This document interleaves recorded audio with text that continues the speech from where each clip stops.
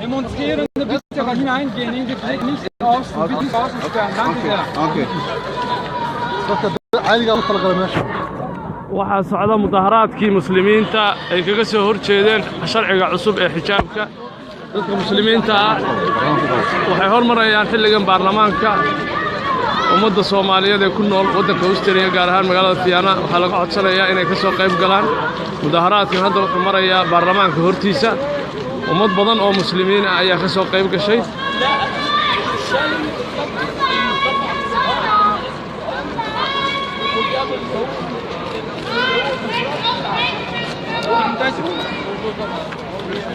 ummadda Soomaaliyeed ee ka qayb gashay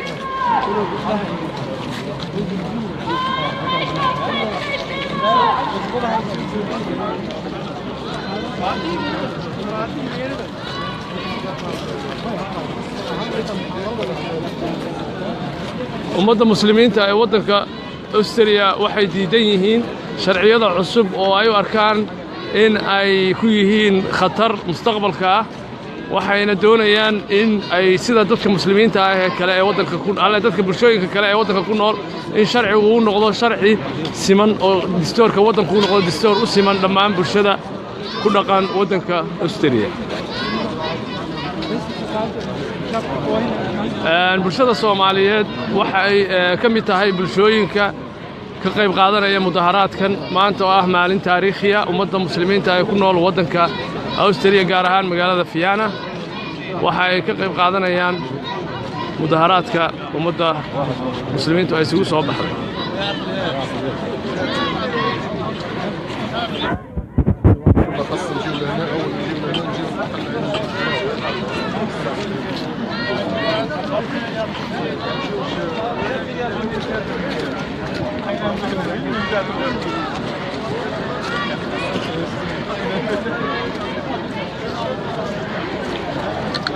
Çok çalışmıştır.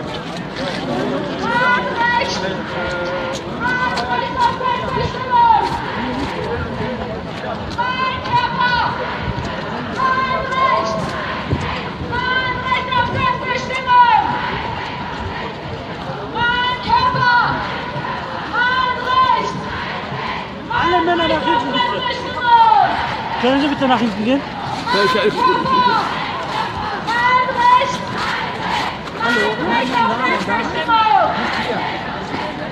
Da hinten sind die Herren. Bruder, da hinten sind die Herren, nicht hier. Hier sind die Damen. ah Da hinter dieser Linie.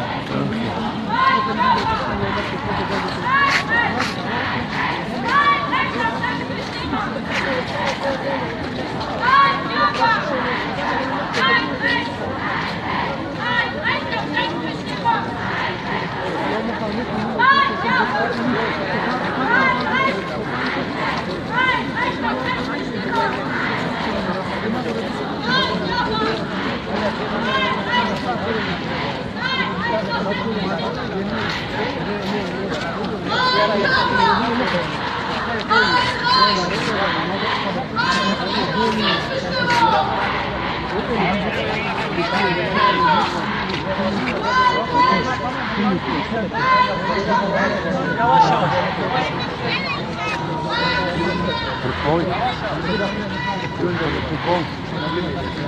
hadalta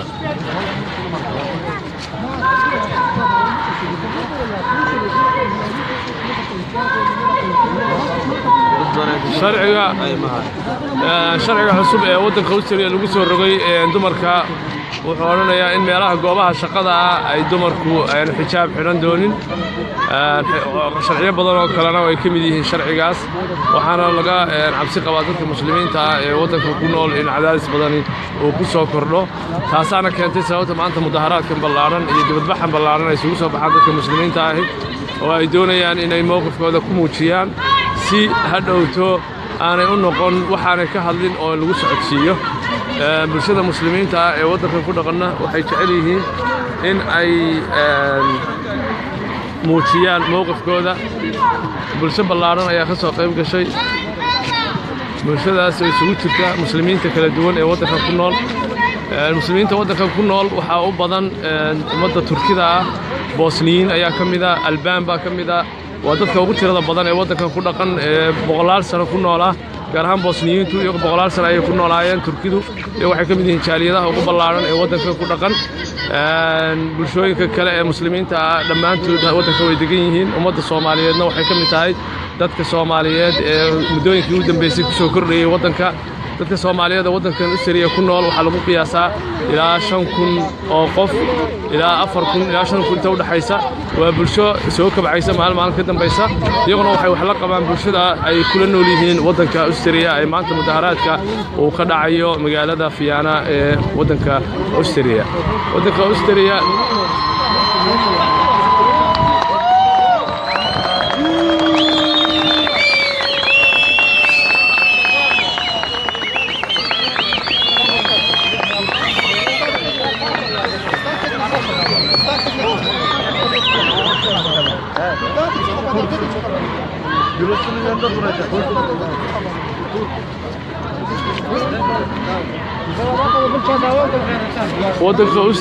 waxaa ka mid ah sharciyadiisa ama waddanka kaliya ee Yurub ogol in diinta islaamku ay ka mid noqoto dastuurka diimaha kale ee waddankan waxaa ka mid ah diinta kiristaanka iyo diinta yahuudda muslimkuna wuxuu ka mid yahay diimaha waddanka laga aqoonsan yahay xuquuq way leeyihiin fara badan dadka muslimiinta ah hase yeeshee muddooyinkan dambe culaysyada soo food saaran dadka muslimiinta ayaa keenay in ay ka mudaharaadaan xaaladda hadda taagan culayskuna waa culays ka yimi sharciyo ballaaran oo waddankan maalin ka dambaysa ku soo kordhaya oo dadka muslimiinta ah ee daafaha adduunkana ay la qabaan hase yeeshee waddankan waa waddan la qaba bulshooyinka kale ee muslimiinta ah ee ku nool Yurub sharciyada hadba ay soo saarayaan waddamada ay ku nool yihiin dadka muslimiinta ah ee maanta mudaharaadaya mudaharaadka ballaaran waxa ay u jeedaan in ay codkooda gaarsiiyaan bulshada ku nool waddankan gaar ahaan mas'uuliyiinta waddanka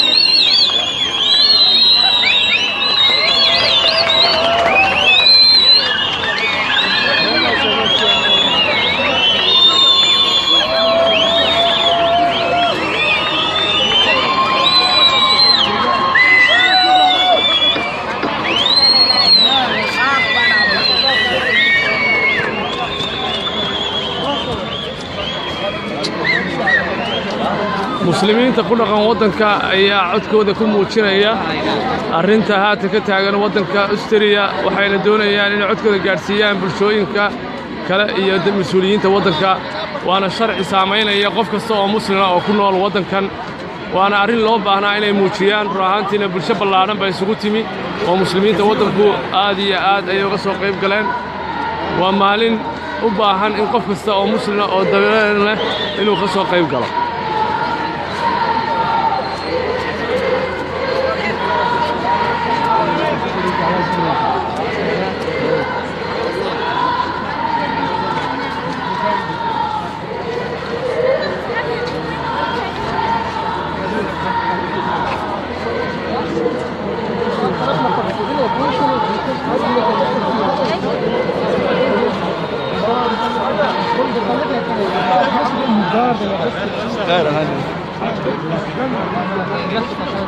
Soomaali tiro badan ayaa ka soo qayb gashay dumarkii iyo carruurtii intuba waa ka soo qayb galeen ma sha Allah inay muujiyaan xaaladda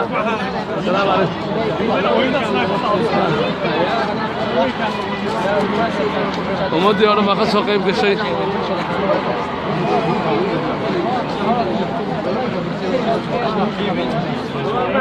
waddanka Australia muddooyinkii u dambeeyay ama boqolkii sano ee u dambeeyay wuxuu ahaa waddan muslimiintu ay ku lahaayeen sharciga ay qayb ku lahaayeen hadda waxaa lagu sii socdaa xarunta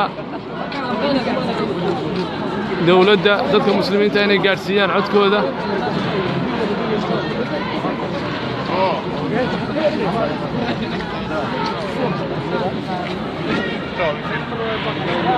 labadii 1912 ayay ahayd markii uu boqorkii waddanka ka talin jiray intii aanu qarxin dagaalkii koowaad ee adduunku uu ogolaaday dadka muslimiinta inay ka mid noqdaan bulshooyinka dastuurka xaqa ku leh oo ay cibaadooyinkooda iyo diintooda ay ku ogaan karaan magaalada Vienna iyo waddanka Austria oo dhan iyo boqortooyadii la isku oran jiray Austria-Hungary boqor Joseph ayuu ahaa boqorkii u ogolaaday dadka muslimiinta inay helaan xuquuqdooda waana waddanka keliya ee Yurub ee sharciga u ogolaanayo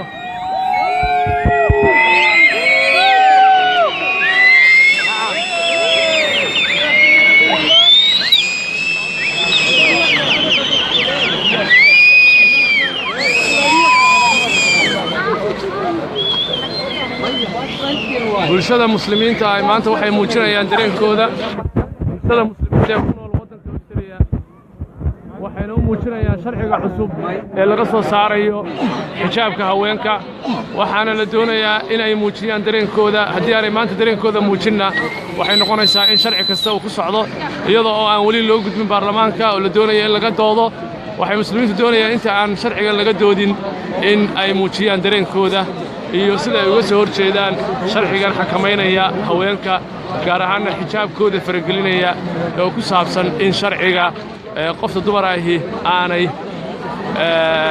iyada oo xijaabkay sideeta goobo badan aanay ka shaqayn karin sharcigaas oo qof kasta oo muslim ahi uu ka warwarsan yahay xaaladda uu ku dambayn doono waa dareenka maanta adduunka ka taagan adduunka oo dhan meel kasta oo muslimiintu ku nool yihiin ay dareenkooda uu ku feejigan yahay iyo sharciyada cusub ee meel kasta laga soo saarayo waddankanna wuxuu ka mid yahay waddamada haddeer muddooyinkii u dambeeyey ku dhiiranayay inuu soo saaro go'aamo uu muslimiinta diintooda iyo umuuro kaleba uu ku xakamaynayo bulshada ku dhaqan waddankan gaar ahaan magaalada Vienna waxaa lagu qiyaasaa boqolkiiba 20 inay yihiin muslimiin Austria oo dhanna waxaa lagu qiyaasaa dadka muslimiinta inay yihiin boqolkiiba 5 inkastoo ay ka tiro badan yihiin oo muddooyinkii u dambeeyey aad uga tiro bateen oo ay ahaayeen intii hadda muddooyinkii u dambeeyey waxaa soo galay ilaa 100,000 oo qof oo dad muslimiin u badan ayaa soo galay taasina tiradooda ay kor u sii qaadayso waxaa ku nool waddanka Austria dad gaadhaya ilaa 500 600 oo kun oo inta dhaxaysa waddanka Austria waxaa lagu qiyaasaa tirada dadka ku nool 8 milyan hadda dadku waxay ku sii socdaan xarunta dawladda gaar ahaan xarunta ra'iisul wasaaraha si ay u muujiyaan dareenkooda oo sharcigan cusub ay uga muujiyaan fikirka ay ka qabaan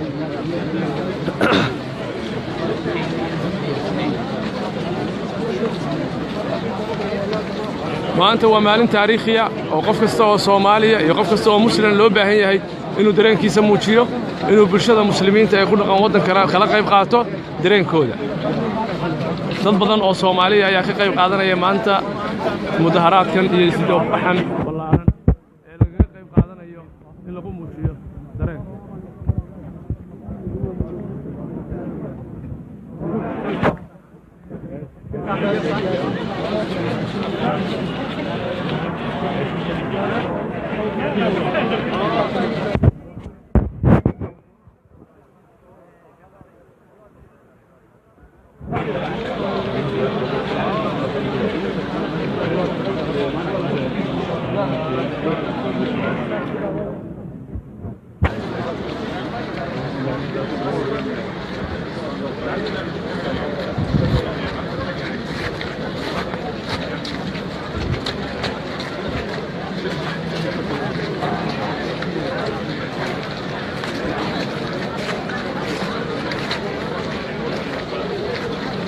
mudaharaad ballaaran oo lagu muujinayo dareenka dadka muslimiinta gaar ahaan ay ka mudaharaadayaan arrinta xijaabka haweenka oo sharciyo cusub dadka Austria muddakan soo socda la doonayo in laga soo saaro arrintaasoo dadka muslimiinta ay doonayaan in ay ka muujiyaan dareenkooda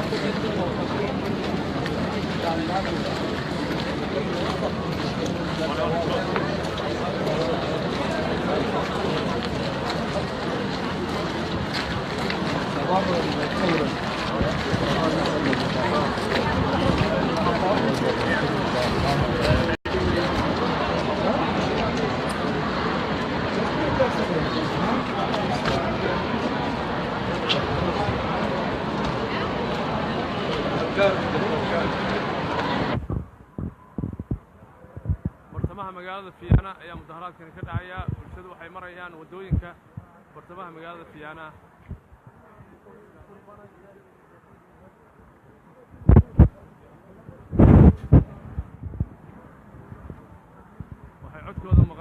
dhammaan bulshada u dhaqan magaalada Fiyaana qaybahooda kala duwan.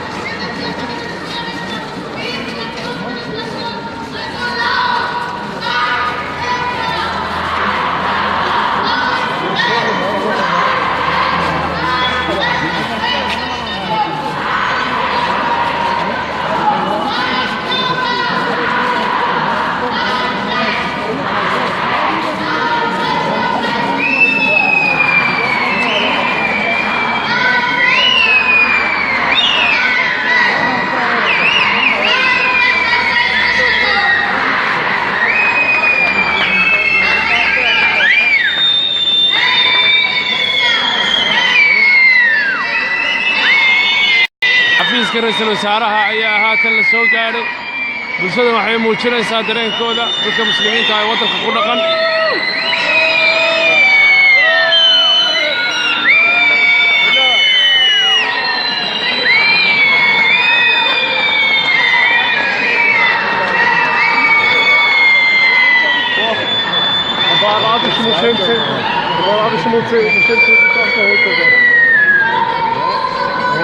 way buuxaan meel wali way buuxdaa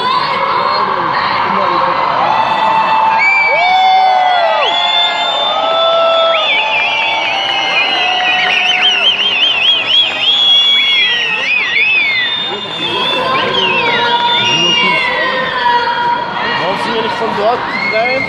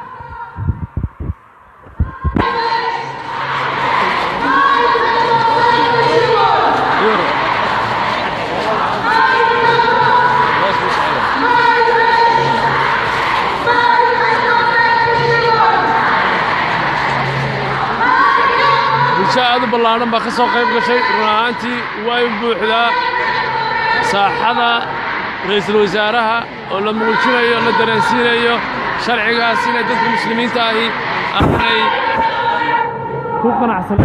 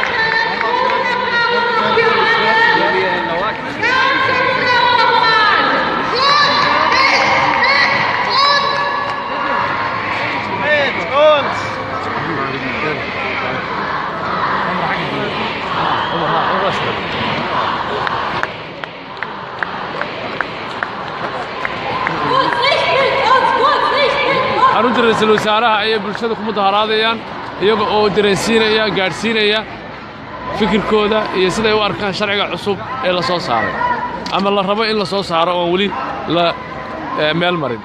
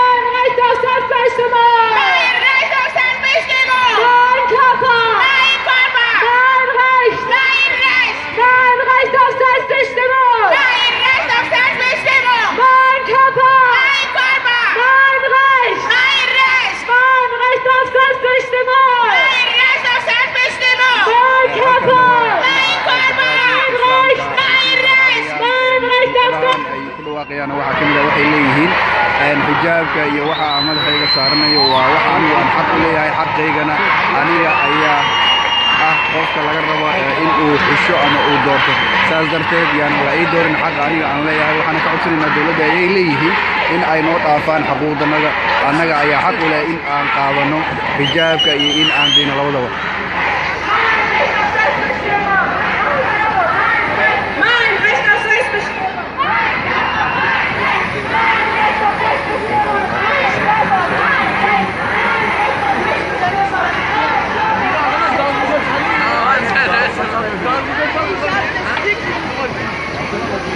Gut. Wie angekündigt.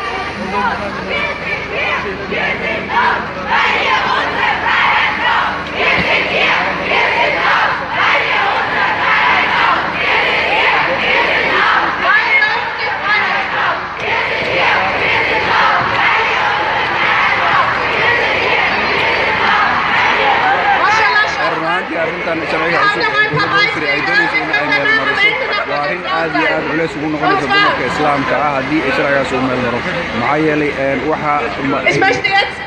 mamnuucaya sharcigaas in dumarka ay qaataan xijaabka meelaha ay publica iskugu imaanayaan ayadoo weliba kasab ay tahay qof kasta oo islaam ah meelaha uu shaqada ku raadinayo iyo meelaha publica Assalamu alaikum.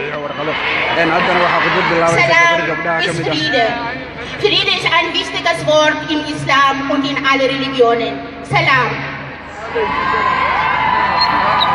Nun ist der Tiere vom Standard. Österreich sei ein säkularer Staat. Mein Kurs. Muslime Maßnahmen anti-integrativ.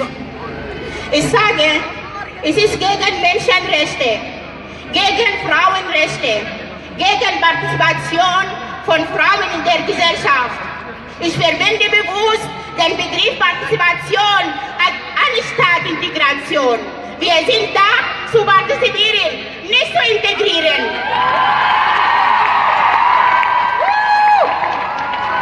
Kopftuchverbot ist gegen Menschenrechte.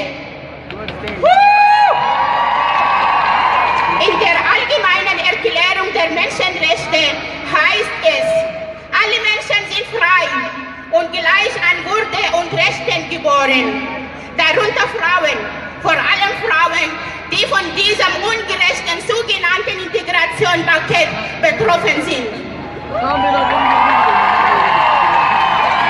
Das Kopftuch ist für viele Frauen, die es tragen, nicht nur ein Tuch, sondern ein wichtiger, sehr wichtiger Bestandteil ihrer Identität.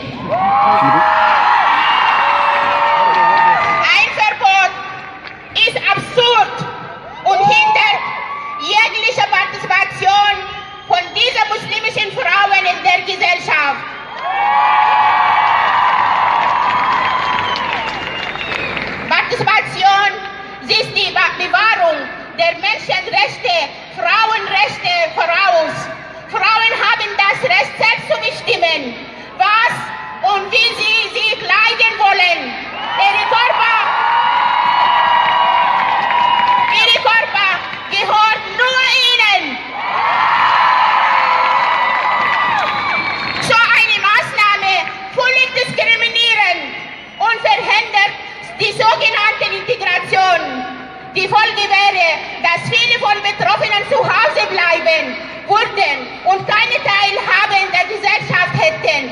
Vor allem merkwürdig ist, es ist auch in Bezug auf muslimische Österreicherinnen ohne Migrationshintergrund, die hier geboren und aufgewachsen sind. Was heißt Integration hier?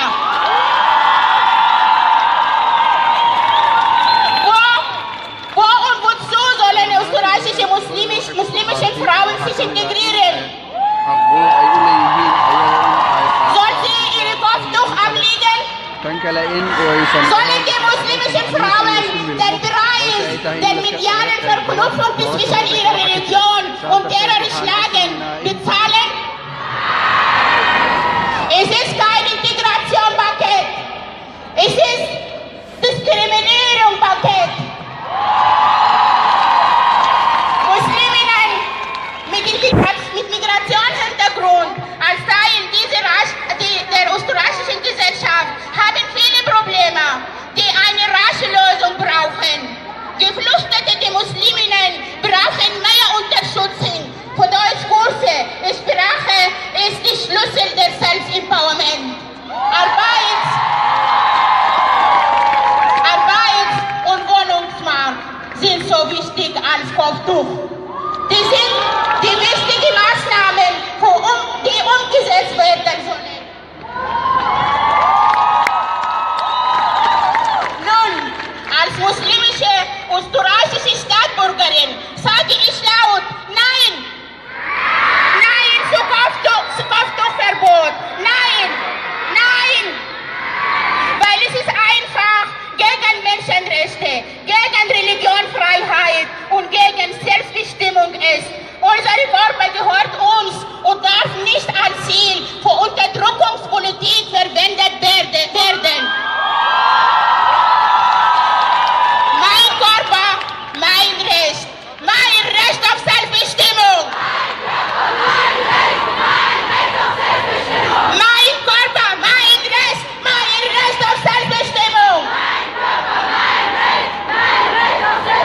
Weitermachen und wir geben nicht auf. Islam ist Bestandteil unserer Identität.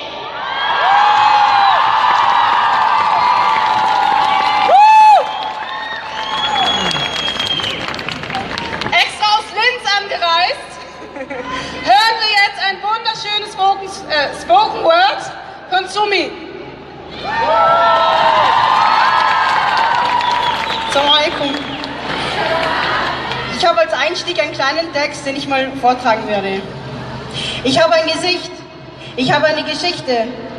Du trägst deinen Namen. Erzähl mir deine Geschichte. Ich höre dir zu, ich höre dich. Ich habe ein Gesicht, ich trage einen Namen. Trotzdem bin ich unsichtbar. Ich erzähle meine Geschichte und mache mich hörbar, mache mich sichtbar.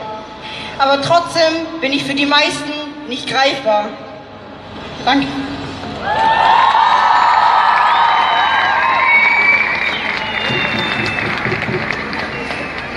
Liebes Österreich, ich bin so viel mehr als das, worauf ihr euch tagtäglich beschränkt. Warum habt ihr Angst davor, mich als das zu sehen, was ich wirklich bin? Warum fühlt ihr euch von einem Stück Stoff, den ich auf meinem Kopf trage, bedroht? Warum kann das Kopftuch wie Entblößung des weiblichen Körpers nicht auch als bedeutungsfreie Zone gelesen werden?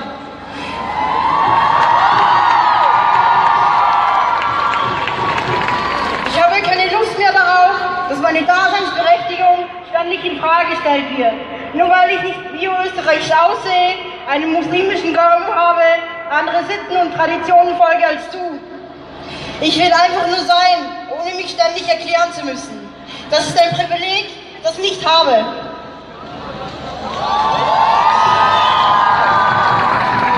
Ich habe keine Lust auf deine kranken Projektionen und Fantasien, die du auf mich projizierst, auf mich, auf meinen Glauben und auf mein Aussehen.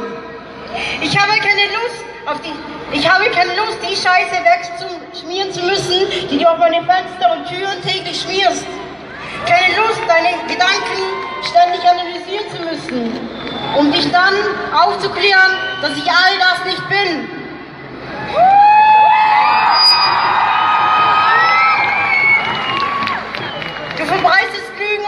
über mich, sprichst ständig über mich, aber nie mit mir.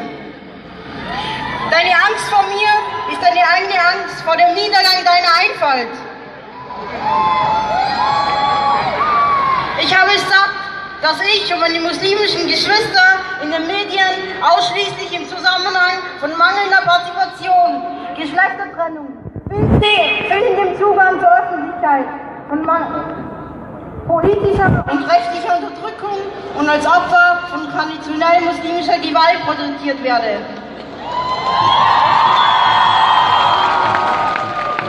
Positive Meldungen finden kaum den Weg in die Schlagzeilen und ins gesellschaftliche Bewusstsein. Ständig wird Kultur als Entschuldigung bzw. als Rechtfertigung für Gewalt herangezogen und ständig werden die Ursachen von Gewalt in Kultur, Tradition oder Religion gesucht. Die Bedeutung von Unterdrückung und Normierung einer strukturellen Ungleichheit zwischen Minderheitengruppen und der Mehrheitsgesellschaft wird auch übersehen. Immer wieder wird Gewalt und Unterdrückung der Frau auf ein ausschließlich muslimisches Frau reduziert und nicht als globales Problem, mit dem weltweit alle Frauen zu kämpfen haben.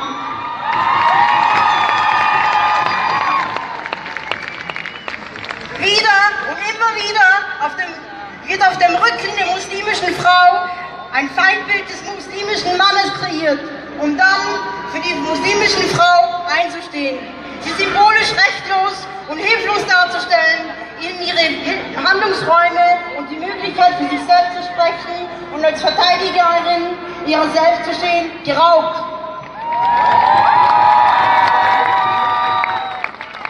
Gebt uns den Raum, für uns selbst zu sprechen. Gebt uns den Raum, uns zu verwirklichen. Gebt uns den Platz, uns zu entfalten.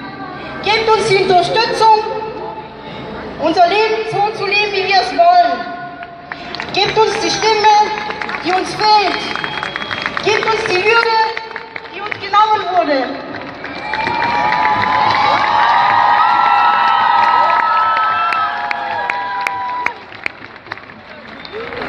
Ich stehe heute noch immer vor dir mit erhobenem Haupt und werde mit erhobenem Haupt weitergehen. Ganz egal, was die Zukunft mit sich bringt. Ich werde nicht schweigen, nicht stehen bleiben, nicht aufgeben.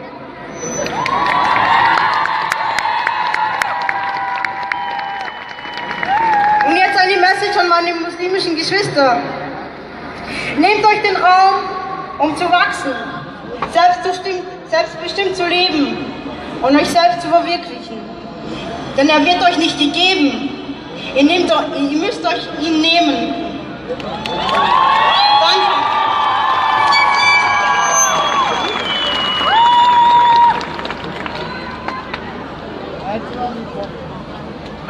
habluhu waxay ka hadleen waxay badan yihiin mudaharaadaya habluhu badan yihiin xijaabkooda difaacaya waxayna doonayaan inay gaarsiiyaan dawladda Australia inay ka xun yihiin sharciga cusub ee wadanka lagu soo rogayo xijaabka haweenka muslimka ee wadankan ku dhaqan. Liebe Geschwister.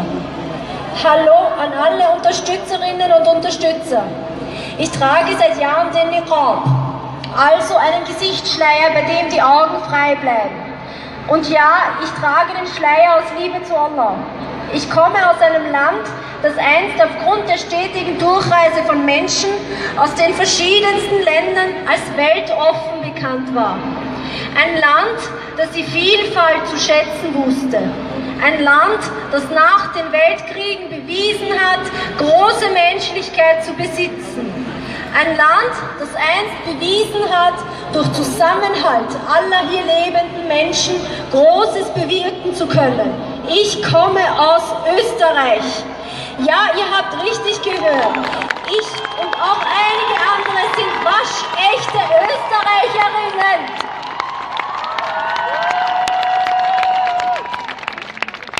Es wird oft behauptet, dass Frauen, die den Gesichtsschleier tragen, Migrantinnen wären und somit die Pflicht hätten, sich zu integrieren. Diese Information ist falsch. Unter diesen Frauen mit Gesichtsschleier gibt es einige Österreicherinnen. Wir Frauen, die den Gesichtsschleier tragen, sind wenige, die vor vielen Jahren aus den verschiedensten Gründen diesen Entschluss gefasst haben, und dennoch soll gegen uns per Gesetz vorgegangen werden, um uns an den Rand der Gesellschaft zu drängen, um uns zu Hause einzusperren und unseren Beitrag als Österreicherinnen an die Gesellschaft aufgeben zu müssen. Gerade dieser Gesichtsschleier macht es uns möglich, mitten in der Gesellschaft mit Engagement tätig zu sein, unsere Kinder in den Kindergarten und in die Schule zu bringen, sie im Notfall ärztlich versorgen zu lassen, aber auch ganz einfache Dinge zu erledigen. Das alles sind Menschenrechte, die uns mit diesem Gesetz genommen werden sollen. Dieses Gesetz betrifft auch Österreicherinnen. Unter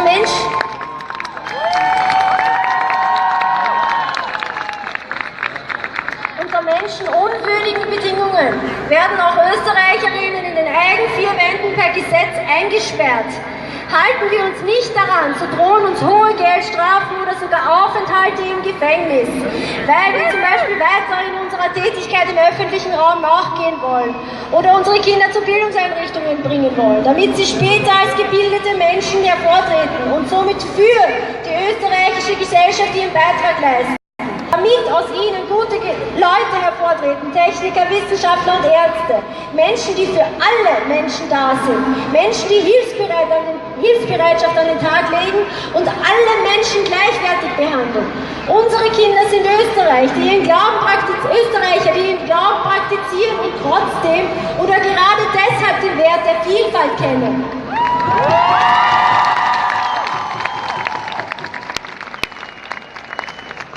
Es wird überall Angst geschürt und ja auch Hetze seitens den Politikern und den Medien gegen eine Minderheit. Und wie wir sehen, sind das Politiker aus sämtlichen Parteien. Das Interessante und gleich Beschämende ist, dass dieses Gesetz ein Integrationsgesetz sein soll. Ein Gesetz, das Frauen dazu zwingt, sie mit Zwang auszuziehen. Ein Gesetz, das auch Österreicherinnen dazu zwingt, sich auszuziehen. Dieses Gesetz ist eine Entwürdigung der Frau. Es ist purer Sexismus.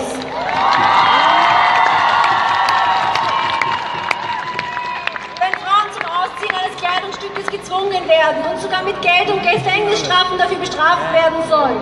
Dieses Gesetz betrifft eine religiöse Minderheit.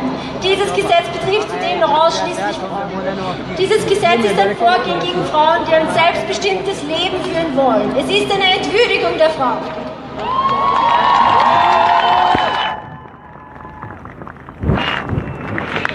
Wir alle wollen ein Leben in Sicherheit führen. Dieses Vorhaben der Regierung, Frauen zu verbannen und zu bestrafen, nur weil sie selbst bestimmen, wie viel man von ihrem Körper sehen darf, trägt jedoch das Bewegungsverbot im öffentlichen Raum zu gewährleisten, dass nichts Schlimmes mehr auf dieser Welt geschieht. Aber dies ist genauso lächerlich wie das Vorhaben, bedeckte Frauen aus Sicherheitsgründen aus der Gesellschaft auszuschließen. Per Exekutive sollen wir das Tragen eines Kleidungsstückes bestraft werden. Und es wird erwähnt, dass die Bestrafung durch die Polizei auch durchgeführt. Wie etwa, wenn jemand in der U-Bahn raucht oder unangeschnallt mit dem Auto fährt. Ein Stück Stoff also macht uns zur Täterin. Liebe Politiker, das sind keine Argumente. Ich rufe alle dazu auf.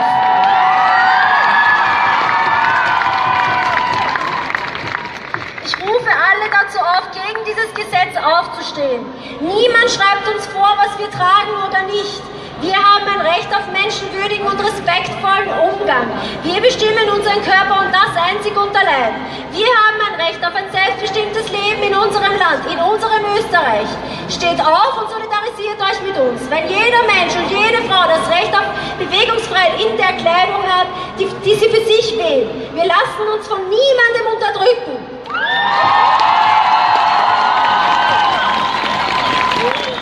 Und noch ein besonderes Wort an Herrn Kurz. Wenn es Ihnen nicht passt, wie wir uns anziehen, dann können gerne Sie zu Hause bleiben.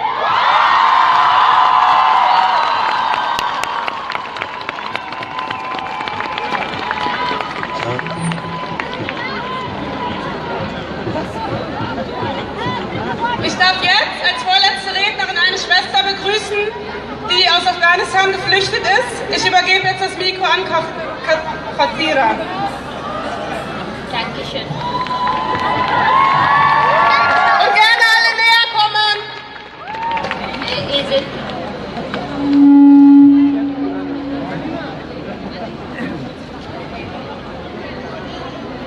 Assalamu alaikum, everyone. My name is Khadra from Afghanistan. I'm living here since 1 year. I would like to thank each one of you for coming here and supporting us.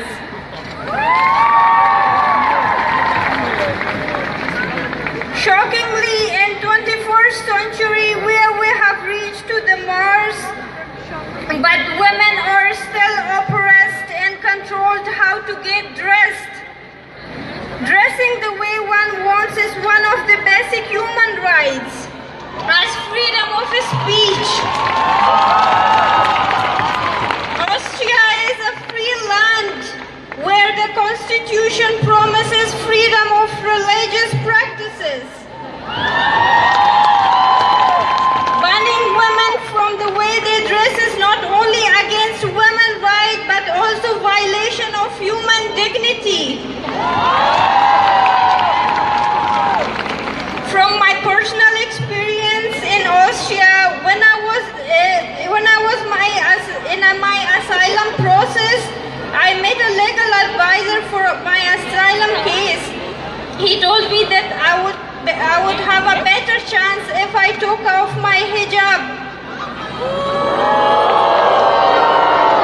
He said because of the Islamophobic mindset of officials here, you will have a better chance of positive answer if you take off your hijab. I don't want people to decide about my life based on my headscarf that I wear.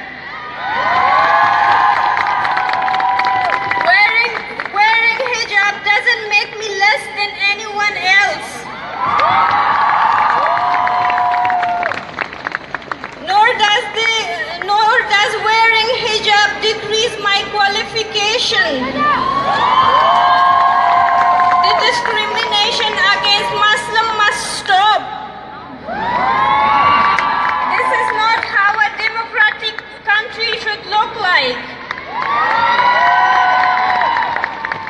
I have studied anthropology and politics, and in future I want to be free whatever I want to wear as I work.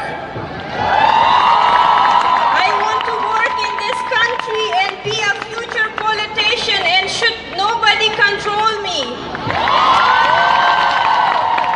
Thank you, everyone.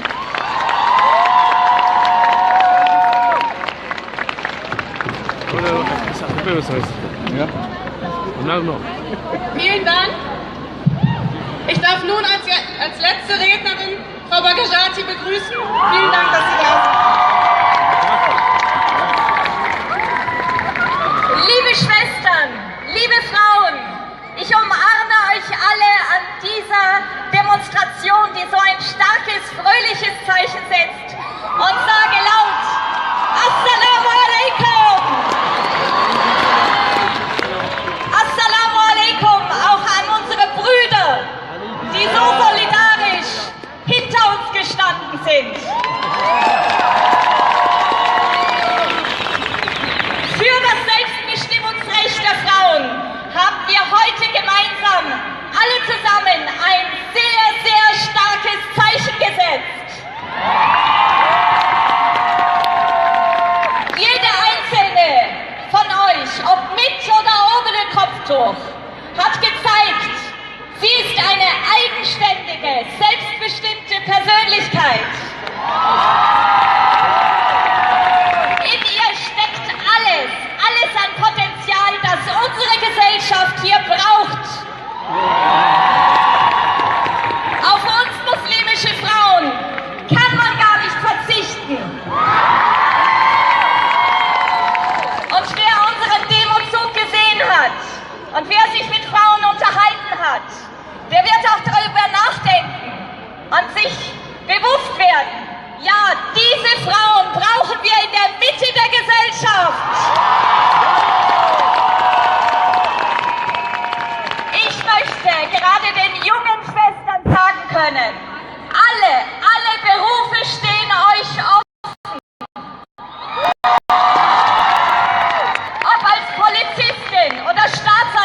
Anwältin, Richterin, wenn euch gerade diese qualifizierten Berufe interessieren, wo ihr wisst, ihr seid in der Mitte der Gesellschaft und ihr steht auch ein für die Neutralität dieses Staates, die unser aller Pluralismus, unsere Religionsfreiheit ja schützt, bitte, dann habt Ehrgeiz. Wir trauen uns alles zu und wir können alles. Und das soll heute auch sichtbar werden. Ja, es ist heute eine Botschaft an eine rechtspopulistische Politik, auch wenn sie im Gewand von angeblicher Integrationspolitik daherkommt. Wir durchschauen Symbolpolitik. Auch wenn sie scheinbar nur aus dem Kopf der Musliminnen ausgetragen wird. Symbolpolitik trifft schließlich alle. Darum auch der Dank an alle solidarischen Frauen, gleich welcher Religion, Weltanschauung, allen Feministinnen, die hier solidarisch mit uns sind. Wir wollen nicht, dass durch solche verfehlte Politik Gräben vertieft werden, wo keine Gräben sein müssten. Wir wollen nicht, dass so eine Politik auch wieder einmal zeigt, dass Frauenpolitik nicht den Stellenwert in Österreich hat, den sie eigentlich bräuchte. Und das sei laut gesagt, ganz in der Nähe von dem Haus, wo eine Johanna Dohnal Frauenpolitik für Frauen hier in Österreich startete, in den 70ern. Auf diesem Boden dieser Gedanken stehen wir, wenn wir hier für unsere Frauenrechte eintreten. Wir lassen uns nicht spalten. So klang es unisono, auch von der Politik, nach den Terroranschlägen, die Europa erschütterten. Spaltung ist es aber, die uns jetzt droht. Man meint, an den Musliminnen politisch ein Exempel statuieren zu müssen, fordert Unterwerfungsgesten und meint noch, diese Ausgrenzungspolitik verteidige eine offene Gesellschaft. Dazu sagen wir laut und deutlich, nein! Das trifft genau die Falschen. Zu diesem Wir, das wir nicht spalten lassen, gehören wir Musliminnen und Muslime dazu. Gerade wir Musliminnen tragen zum sozialen Zusammenhalt ganz wesentlich bei.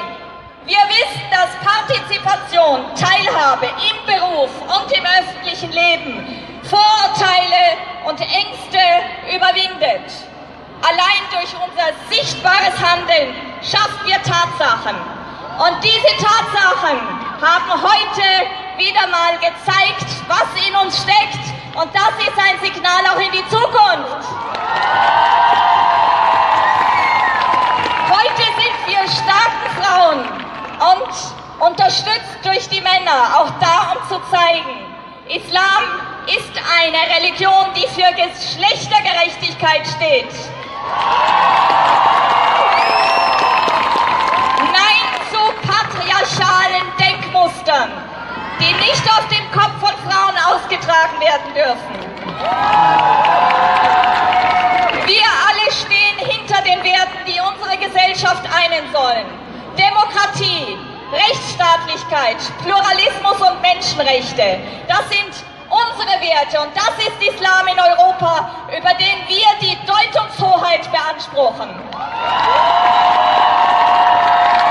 Wir setzen unser Islamverständnis dem menschenverachtenden Zerrbild der Terroristen und Extremisten entgegen und dem der Islamhasser, die nur dieses kennen wollen. Es kann doch bitte nicht sein, dass man gerade uns muslimische Frauen abstrafen will für die Stimmungslage, die extremistische Verbrecher angerichtet haben. Wir fordern Unterstützung, Stärkung des Bewusstseins, dass es nicht angeht, Frauen aufgrund ihrer Kleidung zu diskriminieren. Und das fordert das Antidiskriminierungsgesetz seit 2004. Und dieses Gesetz, das gehört ins Bewusstsein der Menschen hier in Österreich. Schluss mit einem Populismus, der sich einbildet, auf bestehende Ängste mit einer Negerstiefspirale von Druckmaßnahmen reagieren zu müssen. Unsere Demonstration ist heute erfolgreich. Alhamdulillah. Erfolgreich durch euch, durch uns alle. Und in unserer solidarischen Vielfalt ist es uns auch gelungen zu zeigen, wofür wir ein Symbol sein können. Ein Symbol für eine offene Gesellschaft. Assalamu alaikum. Wa alaikum assalam.